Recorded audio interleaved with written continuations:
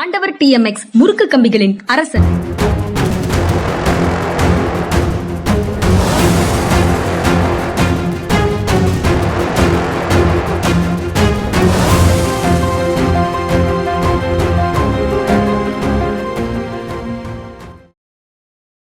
வணக்கம். இது மனிதா மனிதா சார். வணக்கம் சார். வணக்கம்ங்க. வணக்கம் சார். நேற்று அண்ணா நூற்றாண்டு நூலகத்துல 3 புத்தகங்கள் வெளியீட்டு விழா நடந்தது. கலைஞர் தொலைக்காட்சியில, கலைஞர் செய்திகள் தொலைக்காட்சியில ஆசிரியராக இருக்கிற திருமாவேலன் அவர் எழுதிய 3 நூல்கள். முதலமைச்சர் ஸ்டாலின் 2 நூல்களை வெளியிட்டாரு. விடுதலை ஆசிரியர் திரு வீரமணி அவர்கள் ஒரு நூலை வெளியிட்டார்.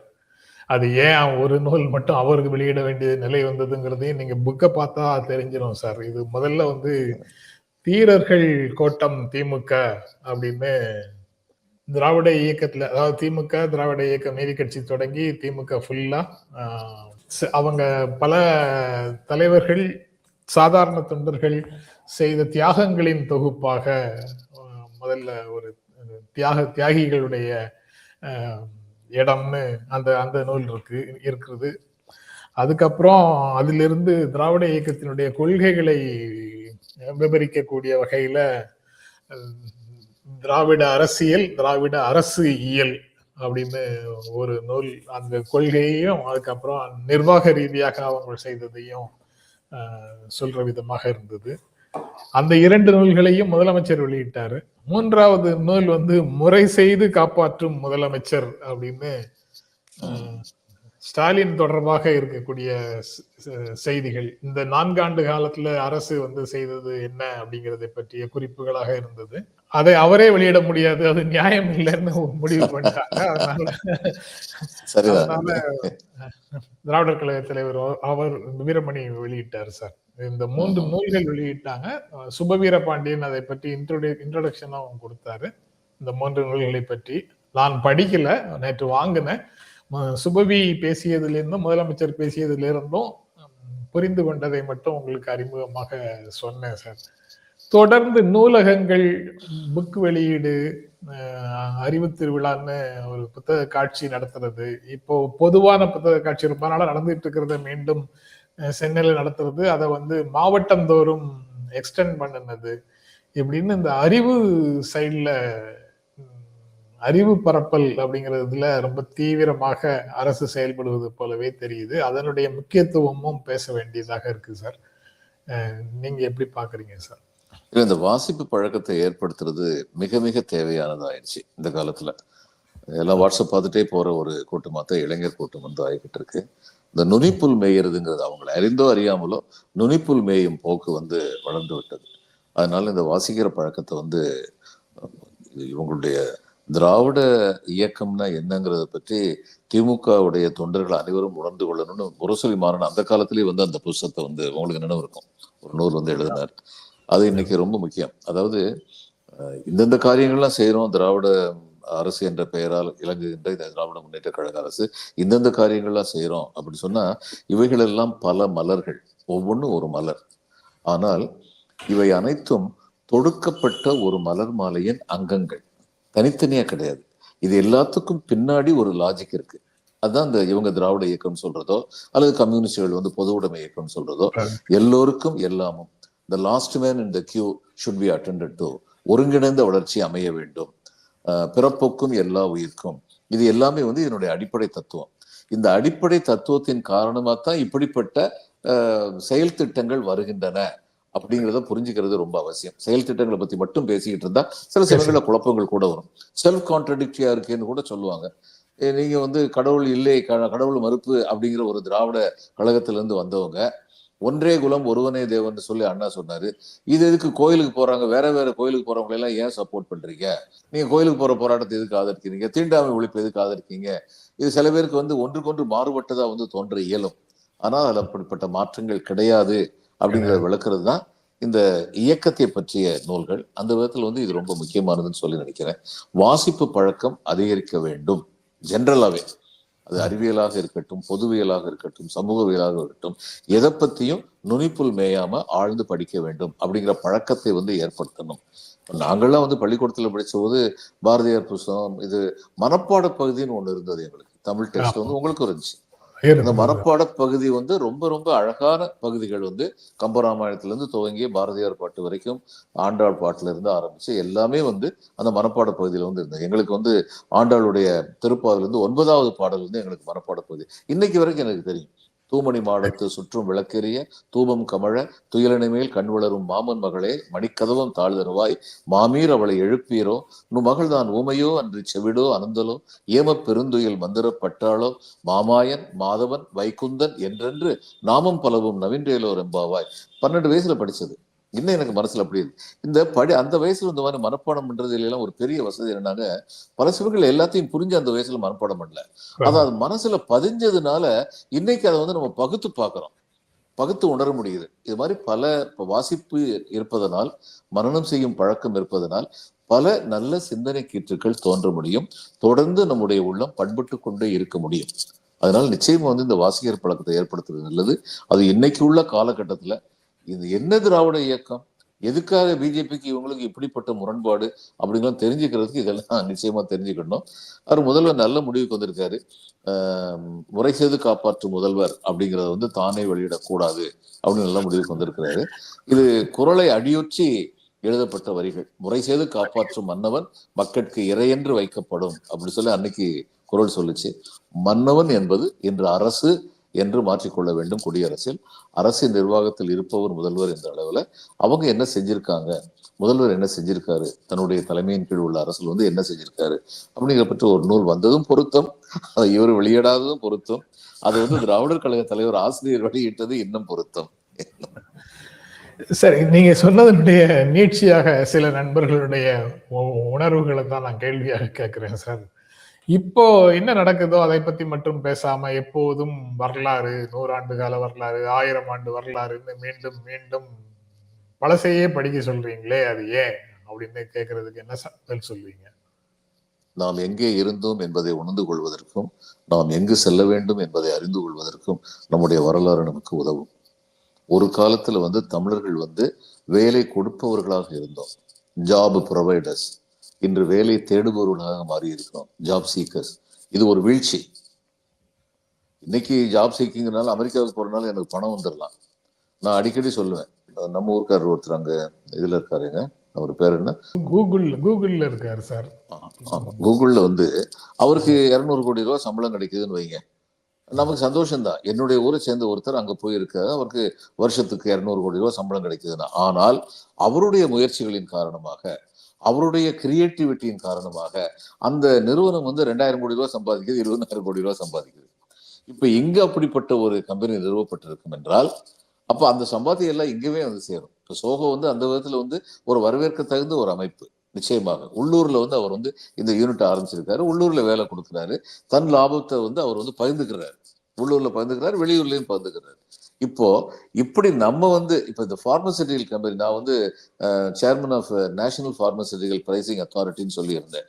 அந்நேரம் பார்த்தேன், ஒரு நாளைக்கு நான் சேர்மனா வர்றதுக்கு 10 வருஷத்துக்கு முன்னாடி, நான் சேர்மனா வந்து 2011ல, ஒரு நாளைக்கு 2001ல 2 கோடி ரூபாய் மருந்துகள் வாங்குறதுக்குன்னு சொல்லிட்டு தமிழர்கள் செலவழிக்கிறது வந்து வெளி மாநிலங்கள்ல உள்ள மருந்து கம்பெனிகளுக்கு போய்கிட்டு இருக்கு. நெட்டா யோசிச்சு பாருங்க, 730 கோடி ரூபாய் அந்நேரம் 2001ல தினம் போய்கிட்டு இருந்தது. அப்ப இங்க தயார் பண்ணலாமே. அதையும் தவிர இங்க உள்ள நல்ல மருந்துகள் வந்து ஆல்டர்னேட் சிஸ்டம் ஆஃப் மெடிசின், ஹோமியோபதியோ சித்தாவோ, அதை இங்க வந்து ஆதரிக்கலாமே. இந்த மாதிரி பல கேள்விகள் இருக்கு. அதனால வந்து நிச்சயமா வந்து நண்பர்கள் சொல்றாங்கல்ல, பழச படிக்கிறதுல என்ன லாபம்னு கேட்டீங்கன்னா, பழச படிக்கிற லாபம், இவர் வந்து கரிகாலன் வந்து நீர்நிலைகளை வந்து எப்படி வந்து திறம்பட அமைத்தார், கட்டமைத்தார். அதனால புனல் நாடு என்று பெயர் பெற்றிருந்த சோழ நாடு, வெள்ள நாடு என்று பெயர் பெற்றிருந்த சோழ நாடு எப்படி வளநாடாக மாறியது, சோழ நாடு சோறுடைத்து என்ற நிரந்தரமான தலைமை பண்பை பெற்றது, கரிகாலன் என்ற மன்னனின் பெயரையே கரிகால் பெருவளத்தான் என்று ஏன் மாற்றினார்கள், இதெல்லாம் படிக்கும் போது நமக்கு வந்து நம்ம வந்து எப்படிப்பட்ட ஒரு பாரம்பரியத்துக்கு சொந்தக்காரர்களாக இருந்திருக்கிறோம் என்பது உணரப்படும். அது ரொம்ப பெரிய சார் விஷயம். நீங்க நீங்க பாரம்பரியம்னு சொல்லும் போதுதான் எனக்கு வழக்கமாக காலனிய எச்சங்களை தொடைத்தெறிந்து விட்டு பாரம்பரியத்தை காப்பாற்ற வேண்டும்னு டெல்லியில இருக்கிறவங்க பேசுறது நினைவுக்கு வருது ஆமாமா. சார். எது பாரம்பரியம்ங்கிற தெளிவு இருக்கணும். அவ்வளவுதான். அதுக்கு மேல சொல்றதுக்கு ஒண்ணும் இல்ல. இன்றைக்கு அதே மாதிரி ஒரு ஃபங்க்ஷன் தொடர்ந்து 3 நாட்களாக முதலமைச்சருடைய விழா, மாலை நேரத்துல அவர் பங்கேற்கக்கூடிய விழா இது போன்ற விஷயங்களாக இருக்குது. அதுக்கு முன்னால பொருணை அருங்காட்சியகம் முதல் நாள், அதுக்கப்புறம் நேற்று இந்த புத்தக வெளியீட்டு விழா. இன்றைக்கு விக்டோரியா ஹால் புதுப்பிச்சிருக்கிறாங்க. பழமை மாறாமல் அந்த பழைய ஆர்கிடெக்சர், பிரிட்டிஷ் ஆர்கிடெக்சர் மாறாம புதுப்பித்திருக்கிறார்கள். அது திறப்பு விழா இன்று மாலை 6 மணிக்கு சென்னையில இருக்கு சார், ரிப்பன் பில்டிங்ல. இதுவும் அதாவது தொடர்ந்து அந்த பாரம்பரியத்தை காப்பாற்றுறதுன்னு நீங்க சொன்ன உடனே அந்த இன்னைக்கு இருக்கிற ப்ரோக்ராம் நினைவுக்கு வருது. சில விஷயங்கள்ல காலனியே எச்சம் அப்படின்னு பார்க்காம இருப்பதை பழைய முறையிலேயே பாதுகாக்கணும் அப்படின்னு அரசு நினைக்குது இல்ல சார், தமிழ்நாடு அரசு. அந்த மாதிரி பழைய பார்லிமெண்ட் பில்டிங்கை காப்பாற்றணும்னு ஏன் ஒன்றிய அரசு நினைக்கல? புதிய நாடாளுமன்ற கட்டிடத்தை ஏன் கட்டினார்கள் போன்ற கேள்விகள் வருது. அப்ப எந்தெந்த விஷயங்கள் எல்லாம் பாதுகாக்கணும், எந்தெந்த விஷயத்தெல்லாம் பாதுகாக்க வேண்டியது இல்லை அப்படிங்கிற கேள்வியும் வருது. நம்முடைய வரலாற்றின் ஒரு அங்கமாக இருக்கும் எல்லாவற்றையுமே பாதுகாப்பது நமக்கு நாமே நம்முடைய வரலாற்றை நினைவுபடுத்திக் கொள்ள உதவும். ஒரு காலனி ஆதிக்கத்துல இருந்ததுக்கான 2 விதமான விஷயங்கள் இருக்கு. பிரிட்டிஷுக்கு ஆங்கிலேயர்களுக்கு 2 முகம் உண்டு. 2மே உண்மையான முகம். இங்க ஆங்கிலேயர்களுக்கு தி எக்கனாமிக் எக்ஸ்பிளாய்டேஷன், பொருளாதார சுரண்டல். அதுக்காக வந்தாங்க. நல்லா சுரண்டாங்க, ரொம்ப நல்லா சுரண்டாங்க. ஆஷ்ன்னு சொல்லி ஒருத்தர் மணியாச்சி ஜங்ஷன்ல வச்சு இவர் சுட்டு கொண்டாரு, வாஞ்சிநாதன். அந்த ஆஷ் 2 காரியம் பண்ணாரு. ஒண்ணு என்னன்னா, இவரை சுதேசி கப்பல் கம்பெனியை நாசமாக்குனது ஆஷ் தான். இவர் ஜெயிலுக்கு போனதுக்கு அப்புறம் அந்த கம்பெனி விலை கொடுத்து வாங்குறது, அந்த இவங்ககிட்ட விலை கொடுத்து வாங்குறதுக்கான எல்லா ஏற்பாடையும் பண்ணவர் ஆஷ். இது அவருடைய ஒரு முகம். ஏன்னா அந்த எக்கனாமிக் எக்ஸ்பிளாய்டேஷன் அவங்களுக்கு தேவை. இந்தியர்கள் சுயசார்பு அடைந்து விடக்கூடாது அப்படிங்கிறது அவங்க தீவிரமா இருந்தாங்க. அதுக்கு ரொம்ப கீழ்த்தரமான வேலையெல்லாம் பண்ணியிருக்காங்க. கஞ்சா பயிரிட்டா இவங்களுக்கு வருமானம் வரும். அந்த வருமானத்துக்காக கஞ்சா பயிரிடணும்னு வடநாட்டில் உள்ள இவங்களை விவசாயிகளை கட்டாயப்படுத்தி அவங்களுடைய வீடுகளுக்கு தீ வச்சு இது மாதிரிலாம் நிறைய அயோக்கியத்தனம் பண்ணியிருக்காங்க. இது ஒரு பக்கம். இதனுடைய விளைவுதான் பொழுதெல்லாம் எங்கள் செல்வம் கொள்ளை கொண்டு போவது ஓவா, அந்த மாதிரி ஒரு வரியோட. ஆமா, அதான் இந்த இந்தியன் பேங்க் ஃபவுண்டிங் ஐடியா கொடுத்தவர்கள் ஒருத்தர் பாரதியார்ங்கிறது பல பேருக்கு தெரியாது. நீங்க இந்தியன் பேங்க் ஹெட் குவார்டர்ஸ்ல போய் கேளுங்க, அவங்க கரெக்டா சொல்லுவாங்க. எப்படி சில பேரோட உட்கார்ந்தவர் நமக்குன்னு ஒரு வங்கி வேணும் அப்படின்னு சொல்லி கேட்டாரு அப்படிங்கிறது. சரி, இது ஒரு பக்கம்னா, இதே ஆஷ் துறை தான் ஒரு கர்ப்பிணி பெண் பட்டியலத்தை சேர்ந்த கர்ப்பிணி பெண்ணு உயிருக்கு போராடிக்கிட்டு இருக்காங்க. ஆனா அவங்கள ஒரு குறிப்பிட்ட சாலை வழியா கொண்டு போக முடியாது, ஏன்னா அந்த சாலையில் பட்டியலத்தை சேர்ந்தவங்க போக முடியாது அப்படின்னு சொல்லி சொன்ன உடனே தன்னுடைய சாரட்டில் அவங்களை ஏற்றிக்கிட்டு போகணும்னு சொன்னார். சாரட்டு வண்டி வட்டூரி உட்காரு. அவருடைய இவர் ஓட்டுநர் ஒரு முகமதியர். அவரும் சொன்னார், ஐயா இது ரொம்ப பெரிய விபத்துல கொண்டே விட்டுரும், வேண்டாம் அப்படின்னு சொன்னதாகவும், இவர் அதை பத்தி கவலைப்படாம போய் இவரே வண்டி ஓடிட்டு போய் அந்த வண்டியை வழிமறிக்கிறதுக்கு வந்தாங்க. வழிமறிக்க வந்தவங்களையும் சாட்டை எடுத்து அடிச்சுட்டு நேர ஆஸ்பத்திரிக்கு அந்த பொண்ணை கூட்டு போனாரு அப்படிங்கிற ஒரு இதுவும் நான் வரலாறு கேட்டிருக்கேன். அப்ப இது அவங்களை எக்ஸ்பிளைன் பண்ணது எப்படி சதியை அவங்க ஒழிச்சாங்க, பாலிய விவாகத்தை இருக்கக்கூடாதுன்னு நினைச்சாங்க. ஸோ சோசியல் ரிஃபார்ம்ஸ்ல தேவர் இன்னோவேட்டிவ். இந்தியா முழுமைக்கும் பல முக்கியமான இது சமுதாய மாறுதலை கொண்டு வரதுக்கான சட்டங்களை ஏற்றினாங்க. இப்போ நம்ம 2யுமே தான் வைப்போம் நினைவு சின்னங்களா. ஒரு நினைவு சின்னத்தை வைக்கும் பொழுது ஆஷுடைய அந்த பொருளாதார சுரண்டலுக்கு அடையாளமாக, ஆங்கிலேயருடைய பொருளாதார சுரண்டலுக்கு அடையாளமாக இருந்த ஆஷுன்னு சொல்லி அதை சொல்லுவோம். இன்னொரு பக்கம் சதியை இது பண்ணாங்களே அதை பாராட்டத்தான் செய்வோம். அப்ப 2மே வரலாறு தான். 2 வரலாறுமே நமக்கு தெரியணும். எதை பாராட்ட வேண்டும், எதை ஒதுக்க வேண்டும், தூற்ற வேண்டும் அப்படிங்கிற தெளிவு நமக்கு இருந்துச்சுன்னா தான் இன்னைக்கு பாரம்பரியம்ங்கிற பேர்ல சில மோசமான விளைவுகளை யாராவது கொண்டு வர பார்த்தாங்கன்னா அந்த வரலாறு எல்லாம் தெரிஞ்சதுன்னா இதையும் எதிர்ப்போம். அதுக்காக வரலாறு பற்றி தெரிய வேண்டியது மிக மிக அவசியம். வரலாறு பற்றி தெரியணும், வரலாறு பற்றி தெரிந்தவர்களை பற்றி தெரியணும், சமூகத்தை பற்றி தெரியணும், சமூகத்தை பற்றி தெரிந்தவர்களை பற்றி தெரியணும், இப்படி நிறைய வருது சார். நேற்று கிறிஸ்துமஸ் விழா தாவேக்கா சார்பாக கொண்டாடி இருக்கிறாங்க. அந்த கூட்டத்துல ஆற்காடு நவாப் அவர் பேசியிருக்கிறாரு. அவர் பேசும்போது தமிழ்நாடு மத நல்லிணக்கத்திற்கு சிறந்த எடுத்துக்காட்டாக திகழுது. அமைதியான மாநிலமாகவும் தமிழ்நாடு விளங்குது. இந்தியாவின் 2வது பெரிய பொருளாதாரம் கொண்ட மாநிலமாக தமிழ்நாடு இருக்குது. பெண்கள் குழந்தைகளுக்கு பாதுகாப்பான மாநிலமாகவும் தமிழ்நாடு இருக்குது. தமிழ்நாட்டில் இருக்கக்கூடியவர்கள் இந்து, முஸ்லீம், கிறிஸ்டின்னு பாகுபாடு பார்ப்பது இல்லை. எல்லாரும் நல்லிணக்கத்தோடு வாழக்கூடிய நாடாகவும் தமிழ்நாடு இருக்குதுன்னு பல்வேறு விஷயங்களை அவர் அந்த மேடையில பேசிட்டாரு. தவேகாவினுடைய பிரச்சார உள்ளடக்கத்திற்கு மாறாக தமிழ்நாட்டில் அது எதெல்லாம் மோசமா இருக்குன்னு அவங்க பேசுவாங்களோ அதையெல்லாம் சிறப்பாக இருக்குதுன்னு அவர் பேசிட்டாரு. அது பெரிய அளவில் நேற்று சமூக ஊடகங்கள்ல பேசு பொருளாக இருந்தது. அந்த மீட்டிங்ல விஜய் இருந்தார் இல்லைங்களா? இருந்தார் கூட்டத்துல விஜய் இருந்தார். அப்போ வடிவேலுடைய ஒரு டயலாக் ஒரு மனசுல ஓடி இருக்கும். நான் சொந்த காசுல சூனியம் வச்சிருக்கணுமா, இவரை கூப்பிட்டு இருக்கணுமா இந்த மீட்டிங்க்கு அப்படி சொல்லி நிச்சயமா ஓடி இருக்கும் மனசுல. ஏன்னா இதெல்லாம் இல்லை தமிழ்நாட்டுலன்னு மேடைக்கு மேடை பேசிட்டு இருக்காரு. இல்ல, சினிமா சார்ந்தவர்கள் எல்லாவற்றையும் தங்க தட்டுல வச்சு அவங்களுக்கு கொடுத்ததால அப்படியே பழகி போன ஹீரோக்கள் மாற்று கருத்துக்களையே சகிக்க மாட்டாங்க அப்படின்னு ஒரு பிரச்சாரம் இருக்குல்ல சார். அந்த பிரச்சாரத்திற்கு மாறாக ஜனநாயக ரீதியாக இவர் பேசுவதற்கு அனுமதித்தார், அதை கவுண்டர் பண்ணல, அவருக்கு உரிய மரியாதையை கொடுத்தாருன்னு ஒரு கருத்தோட்டத்தை அதுல இருந்து எடுத்துக்கொள்ளலாம் தானே? எடுத்துக்கொள்ள முடியாது. ஏன்னா அவர் இப்படி பேசுவார்னு எதிர்பார்த்தா அவர் பத்தி என்ன நினைச்சிருப்பாங்க, பெரிய மனுஷன் ஏதோ 2 வார்த்தை பேசிட்டு போவாரு அப்படிதான் நினைச்சாங்க. அவர் பெரிய மனுஷன், தனக்கு தெரிஞ்ச உண்மைகளை 4 வார்த்தையை பேசிட்டு போயிட்டாரு. இதை அவங்க எதிர்பார்க்கல. சரி, அந்த நேரத்தில் இவர் எதிர்த்து ஏதாவது பேசினா என்ன ஆகும்? மைனாரிட்டி ஓட்டெல்லாம் இழுக்கணும்னு திட்டம் போட்டுக்கிட்டு இருக்கவங்க, கிறிஸ்தவ ஓட்டெல்லாம் சேர்க்கணும்னு சொல்லி திட்டம் போட்டுருக்கோம், முஸ்லீம் ஓட்டு கையை விட்டு போயிருவேன்னு யோசிக்கணும்ல. சர்க்கார் நவாப் இஸ் முஸ்லீம் ஜென்டில்மேன், அதை அதனால பேச முடியாது. அதுதான் தர்ம சங்கடத்தோடு உட்கார்ந்துருப்பாரு. இவங்க எதிர்பார்த்த பலன்கள் கிடைக்காத மட்டும் எதிர்மறையான பலன்கள் வந்துருச்சுங்கிறது உணர்ந்திருப்பாங்க. இதுல திரும்ப விஜய் தரப்புல விஜய் முதலமைச்சராக ஏற்றுக்கொள்ளக்கூடிய கட்சிகள் யார் வேண்டுமானாலும் எங்கள் கூட்டணியில் இணைந்து கொள்ளலாம் அப்படின்னு விஜய் தரப்பு சொல்லுது. சட்டமன்ற தேர்தலில் ஒத்த கருத்துடைய எந்த கட்சி வந்தாலும் கூட்டணியில் ஏற்றுக்கொள்வோம் அப்படின்னு எடப்பாடி பழனிசாமி அதிமுகவினுடைய பொதுச் செயலாளர் திரும்ப சொல்றாரு.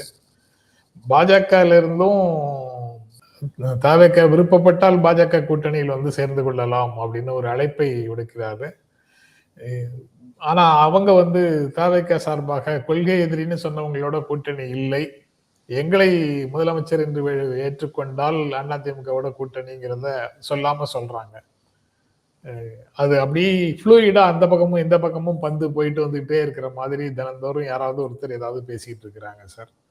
அந்த தெளிவற்ற நிலையிலிருந்து எதையும் இம்ப்ரூவ்மெண்ட் இருக்கிறதுக்கு வாய்ப்பு இருக்கா? 2 பேருமே இப்போதைக்கு வள்ளலார் நொந்துவை சொன்ன ஒருவரையே சொல்லலாம், கடைவிரித்தேன் கொள்வார் இல்லை அப்படின்னு சொல்லிக்கலாம் 2 பேருமே. ஆனா என்னைக்குமே கொள்வார் இல்லைங்கிற இது இருக்காது. அவர் நீதி, நேர்மை, நெறிமுறைகள் இதை மட்டும் சொல்லி கொடுத்தாரு, இதுக்கு வாங்கன்னு சொன்னாரு.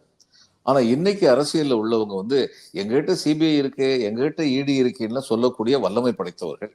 அதனால நாளைக்கும் கடைவிரித்தேன் கொள்வார் இல்லைங்கிற நிலைமை இருக்குமா எனக்கு தெரியாது. அரசியல்ல என்ன வேணாலும் நடக்கலாம், பொறுத்திருந்துதான் பார்க்கணும். இன்னைக்கு உள்ள நிலைமையில இவங்க கடைக்கு யாரும் வரல, அதுதான் உண்மை. நாளைக்கு என்ன நடக்குதுன்னு பார்க்கணும். இவங்க கடைக்கு வரல, இவங்க எல்லா விஷயங்களையும் அரசியலாகவும் தேர்தலாகவும் பார்த்துக்கிட்டே இருக்கிறாங்க. ஆனா இதற்கு நேர் மாறாக தமிழ்நாடு அரசு சார்பாக நடக்கக்கூடிய விஷயங்கள் எல்லாம் வாக்கு வங்கி இல்லாத ஒரு நெக்லெக்டட் புறக்கணிக்கப்பட்ட நிலையில இருக்கக்கூடியவர்களுக்கு நன்மை செய்யக்கூடிய விஷயமாக பல விஷயங்களை செஞ்சுக்கிட்டே இருக்கிறாங்க. அதுல ஒண்ணு, நேற்று துணை முதலமைச்சர் உதயநிதி ஷெல்டர்ஸ் திறந்து வச்சிருக்காரு சார். அதாவது வீடற்றோர் இரவு நேரங்கள்ல வீதிகள்ல உறங்குவதும் கடற்கரையில படுத்து தூங்குவதையும் தவிர்ப்பதற்காக ஷெல்டர்ஸ் திறந்திருக்கிறாங்க. சென்னை கார்பரேஷன் திறந்திருக்குது. மெரினால திறந்ததை நேற்று உதயநிதி திறந்து வச்சிருக்கிறாரு. இது கார்பரேஷன் சார்பாக கிட்டத்தட்ட 20 இடங்கள்ல ஏற்கனவே ஷெல்டர்ஸ் திறந்து வச்சிருக்கிறாங்கிறதும் அதுக்குள்ள இருக்கக்கூடிய செய்தியாக இருக்கு. நான் ஆங்கில திரைப்படங்கள்ல பார்த்திருக்கிறேன், இரவு நேரங்கள்ல வரிசையாக கியூல ஹோம்லெஸ் வீடற்றவர்கள் இரவு நேரத்தில் தங்குவதற்கு பதிவு செய்து உள்ள படுத்துங்கிட்டு அந்த குறிப்பிட்ட எவ்வளவு இடம் இருக்கோ அந்த இடம் தவிர மீதி இருக்கிற இடங்கள், அதுக்கு மேல கூட்டம் வந்திருந்ததுன்னா அவங்களுக்கு வீட்டுல உள்ளுக்குள்ள இடம் இல்லைன்னு அவங்களை திருப்பி அனுப்புவதை பார்த்திருக்கிறேன். அந்த மாதிரி இது அன்றாடம் பதிவு செய்து வரக்கூடியவர்களா, இல்ல நிரந்தரமாகவே 60 பேருக்கு இடம்னா 60 பேரை அங்க தங்க வச்சிருவாங்களா, நிரந்தரமாகவா அப்படிங்கிற விஷயங்கள் தெளிவாக எனக்கு இந்த செய்தியை பார்க்கும்போது புரியல. பட் இந்த இந்த இந்த ஜெஸ்டர்ஸ் வந்து எப்படி அப்படின்னு பாக்குறீங்க? எனக்கும் தெரியல. ஆனா நிரந்தரம்னு சொல்லி வைக்கக்கூடாது. ஏன்னா நிரந்தரமா தேவை உள்ளவங்களுக்கு வந்து அரசுல வந்து மாற்று வீடு ஏற்பாடு இந்த மாதிரி நிரந்தர ஏற்பாடு செய்யணும். இங்க வந்து அன்னன்னைக்கு வர்றவங்களுக்கு, நான் ஹவுரால வந்து மாவட்ட ஆட்சியர் இருந்தபோது ஃபாதர் ஆண்டனின்னு டான் பாஸ்கோ இன்ஸ்டியூட்டை சேர்ந்த துறவி, கிறிஸ்தவ துறவி ஒருத்தர் இருந்தார். அவரு என்கிட்ட வந்து சொன்னார், இந்த ஹவுரா ஸ்டேஷன்ல வந்து ஒரு நாளைக்கு இத்தனை பசங்க வீட்டை விட்டு ஓடி வர்றவங்க இருக்காங்க, ரேக் பிக்கர்ஸா இருக்காங்க. அவங்கள வந்து தவறுதலாக வந்து பயன்படுத்தக்கூடிய, தவறுதலை பயன்படுத்தக்கூடிய வாய்ப்புகள் அங்கேயே அவங்க தங்கியிருந்தா இருக்கும். அதனால நான் ஒரு நைட் ஷெல்டர் வந்து வச்சுக்கலான் இருக்கேன் என்னோட இதுலயே, டான் பாஸ்கோ இன்ஸ்டியூட்லயே. அது ரொம்ப சிறந்த ஏற்பாடு சொன்னார். அவர் சொன்னாரு, அவங்களுக்கு நான் வந்து நைட்ல வருவாங்க, பகல்ல போய் நீங்க வேலையெல்லாம் பாருங்க, நைட்ல வாங்க, ஒருவேளை சாப்பாடு வந்து அந்த நைட்ல நான் உங்களுக்கு வந்து ப்ரொவைட் பண்றேன், நீங்க 8 அணா கொடுக்கணும் அப்படின்னு சொன்னேன். உடனே நான் கேட்டேன், எதுக்காக வேண்டி 8 அணா கொடுக்கணும்னு கேட்டீங்க ஃபாதர்? அந்த சாப்பாட்டு 3 ரூபா 5 ரூபா இருக்கும்ல அப்படின்னு. அவங்க தங்களை பிச்சைக்காரர்கள் நினைக்க கூடாது, நான் உழைச்சி சம்பளத்துல கொடுத்துருக்கேன்னு நினைக்கணும், அதனால 8 அணா கொடுக்கணும். மிக மிக அற்புதமான ஒரு மனிதர். அதே மாதிரி 8 அணா கொடுத்தாங்க. அதுல இன்னும் சில வேடிக்கைகள்லாம் நடந்தது. அவங்களுக்கு ரேஷன் கார்டு கொடுங்கன்னு என்கிட்ட கேட்டார். ஏன்னா ரேஷன் இது மெட்டீரியல் வந்து விலை குறைவா இருக்கும், இன்னும் நல்ல சாப்பாடு கொடுக்க முடியும். அப்போ ரேஷன் கார்டுக்குன்னு சொல்லி அந்த பையங்க வந்தாங்க, என்கிட்ட வந்தாங்க. முதல்ல வந்து இவர்கிட்ட அனுப்பி விட்டேன், ஃபுட் சப்ளை ஆஃபீஸர் அனுப்பி விட்டேன். பசங்க என்னை வந்து பார்க்கணும்னு சொல்லி சொன்னாங்க. உடனே சரி வாங்கன்னு சொல்லணும். ஒரு பையன் ரொம்ப ஆக்ரோஷமா, எனக்கு உங்க ரேஷன் கார்டுலாம் வேண்டாம் சார். ஏன்பா என்னாச்சு அப்படின்னு. அங்க போனா என்னை வந்து அப்பா அம்மா பேர் என்னன்னு கேட்கறாங்க. ஏன் சார் நாங்க அப்பா அம்மா இல்லாத அனாதை, அவர் தான் தெரியாதா? என்கிட்ட அப்பா அம்மா பேர் இல்லைன்னா ரேஷன் கார்டு கிடையாதுன்னு சொல்றாரு சார். வேணாம் சார் உங்க ரேஷன் கார்டு. எனக்கு ஒரு பக்கம் வேதனை, இன்னொரு பக்கம் அந்த பையனுடைய துணிச்சலான பேச்சு. உடனே தான் சரி இங்க உட்காரியா, ஒரு டீ சாப்பிட்றியா அப்படின்ட்டேன். டீ கொடுத்து விரட்டுறதுக்கா? நல்லா பேசின அந்த பையன். டீ கொடுத்து விரட்டுறதுக்கா அப்படின்ட்டா. இல்ல டீ குடிச்சதுக்கு அப்புறம் நீங்க உட்காந்துரு அப்படின்னு சொல்லி அந்த ரேஷன் ஆபீசரை கூப்பிட்டேன். என்ன என்ன பிரச்சனை அப்படின்ட்டேன்.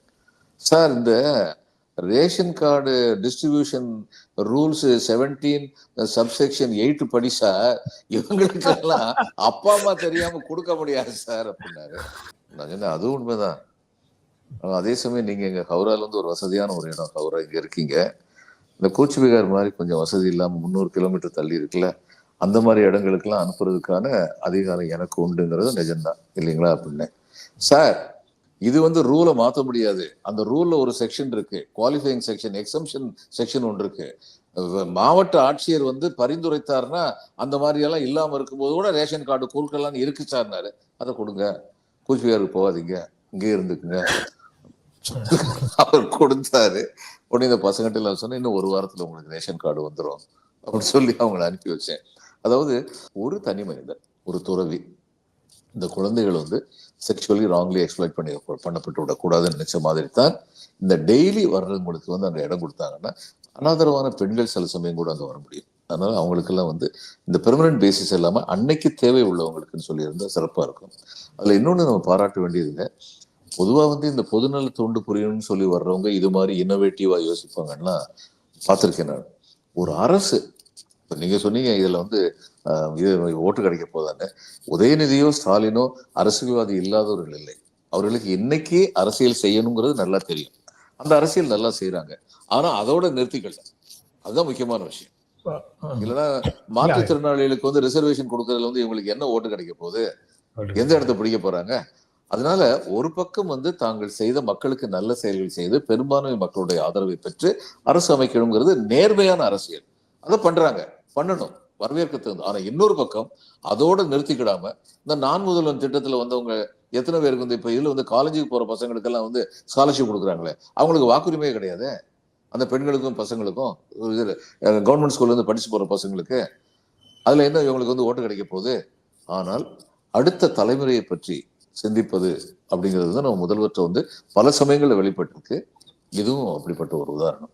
நான் திரும்ப திரும்ப சொல்லியிருக்கேன், திராவிட முன்னேற்ற கழகத்துடைய கொள்கைகள் எப்படி இருக்கோ அதுக்கு தகுந்தபடி ஆட்சி முழுமையா நடக்குதா நடக்கலையா அப்படிங்கிறத பத்தி நான் விமர்சிச்சிருக்கேன். விமர்சிக்கிறதுக்கான கடமையும் உரிமையும் நமக்கு உண்டு. இந்த முதல்வர் வந்து தமிழகத்தின் மிகச்சிறந்த முதல்வர்கள் ஒருவனாக நான் எண்ணப்பட வேண்டும். எப்படிப்பட்ட சிறந்த முதல்வர் எப்படி பேர் எடுக்கிறது? அடியாள் வச்சிருக்கிறதுனால இல்ல, அல்லது கட்சி தொண்டர்கள் நீங்கள்லாம் கத்திய வச்சுக்கணும்னு சொல்றதுனால இல்ல. உண்மையான தொண்டு செய்வதன் மூலம், எதிர்காலத்தை பற்றியும் எண்ணியவராக இருந்தார் ஸ்டாலின் அப்படின்னு நினைக்கிறது மூலம் நம்ம தமிழ்நாட்டின் மிகச்சிறந்த முதலமைச்சர்கள் ஒருவராக இடம்பெற வேண்டும் வரலாற்றில் அப்படின்னு நிச்சயமா நினைக்கிறார் நான் நம்புறேன். ஏன்னா வந்த முதல் நாளே, எலெக்டான முதல் நாளே இவர் சொன்ன வார்த்தை, எனக்கு வாக்களித்தவர்களுக்கு மட்டுமல்ல, எனக்கு வாக்களிக்காதவர்களுக்கும் சேர்த்துத்தான் நான் முதலமைச்சர் என்பதை உணர்ந்திருக்கின்றேன் முதல் நாள் சொன்னார். பதவி ஏற்கிறதுக்கு முன்னாடி சொன்னார். இன்னைக்கு வரைக்கும் அதை கடைபிடிச்சுட்டு தான் இருக்கு. அதனால மிகச்சிறந்த வசதி. சுற்றி இருக்கக்கூடியவர்கள் இந்த மாதிரி இல்லாம எல்லாவற்றையும் வாக்கு வங்கியாக அல்லது எல்லாவற்றையும் அரசியல் செய்வதாக சுற்றி இருக்கக்கூடிய பிற கட்சிகளை சேர்ந்த தலைவர்கள் எல்லாம் இருக்கிற ஒரு சூழல்ல இப்படி இருக்கிறது அபூர்வமானதாகவும் இருக்கு, அரிதான காட்சியாகவும் இருக்கு. தொடர்ந்து இருக்குமான்னு இயல்பாக ஒரு சந்தேகமும் வருது. இல்ல, தொடர்ந்து இருப்பார். ஒரு தேர்தல் சமயத்தில் இவர் தேர்தல் பற்றி மட்டும் யோசிக்க வேண்டிய கட்டாயத்திற்கு உள்ளவர். ஆனா தேர்தலுக்கு அப்புறம் தொடர்ந்து இருப்பார், நிச்சயமாக இருப்பார், சந்தேகமே இல்லாம இருக்கு. இன்னைக்கு அரசியல் தலைவர்கள் ஸ்டாலின் ஒரு தலைவர், இவரு அண்ணா காலத்துல எம்ஜிஆர், இவரு காமராஜர், அண்ணா காலத்துல காமராஜர் இருந்தார். ரெண்டு பேருமே ஒருத்தருக்கு ஒருத்தர் சளைத்தவர்கள் இல்லை அப்படின்னு சொல்லி இருந்தாங்க. அதுக்கப்புறம் பாப்புலாரிட்டின்னு ஒண்ணு வச்சு பார்த்தா கலைஞருக்கு இருந்த அளவுக்கு அதை மிஞ்சின பாப்புலாரிட்டி எம்ஜிஆர் இருந்தார் அப்படின்னு அவருக்கு ஈக்குவலா வச்சு பார்த்தாங்க. ஜெயலலிதா பல்வேறு காரணங்கள்னால கலைஞருக்கு மிகப்பெரிய திறமையான போட்டியாளராக இருந்தான்னு சொல்லி பார்த்தாங்க. உண்மை இதெல்லாம். ஆனா இன்னைக்கு இவருக்கு அடுத்து யாரை நம்மளால முதலமைச்சர் ரேஸ்ல இவர் அளவுக்கு இருக்கிறாங்க, அண்ணா அளவுக்கு காமராஜ், காமராஜ் அளவுக்கு அண்ணா அப்படின்னு இந்த மாதிரி யார் இருக்காங்கன்னு பார்த்தா எனக்கு தெரிஞ்சு இன்னைக்கு உள்ளவங்க யாருமே அப்படி கிடையாது, யாரும் இல்லை. அதுதான் பொலிட்டிக்கலா இவருடைய ஸ்டேச்சர் உயர்ந்து நிற்பதற்கான. அதனாலதான் அதனால இந்த மாதிரி இப்ப நீங்களும் நானும் இதுல பேசும்போது, இந்த டிவி டிபேட்ல பார்ட்டிசிபேட் பண்ணும்போது நாம் எழுப்புகின்ற கேள்விகளுக்கு பதில் சொல்ல முடியவில்லை என்றால் உடனடியாக நம்மை பற்றிய தரக்குறைவான விமர்சனத்துல போறதை பார்த்திருக்கேன் நான். இப்ப எனக்கு அது பழகி போச்சு. இப்ப அதே மாதிரிதான் பொங்கலுக்கு 5000 ரூபாய் கொடுக்க வேண்டியதானது எடப்பாடி. இவருக்கு என்ன எக்கனாமிக்ஸ் தெரிஞ்சது? இவர் உட்கார்ந்து போது கொடுத்தாரா? என்ன வேணாலும் சொல்லாமே, அதுல என்ன இருக்கு? இல்ல சார், கொடுத்துருவாங்களோன்னு சந்தேகம் வந்துடுச்சு சார். அப்படி கொடுத்துட்டாங்கன்னா நான் சொல்லிதான் கொடுத்தேன்னு பரவாயில்ல, நல்ல ஸ்ட்ராட்டஜி தான். ஓகே சார், நாளைக்கு தொடர்ந்து பேசுவோம் சார். ரொம்ப நன்றி. வணக்கம். வணக்கம்.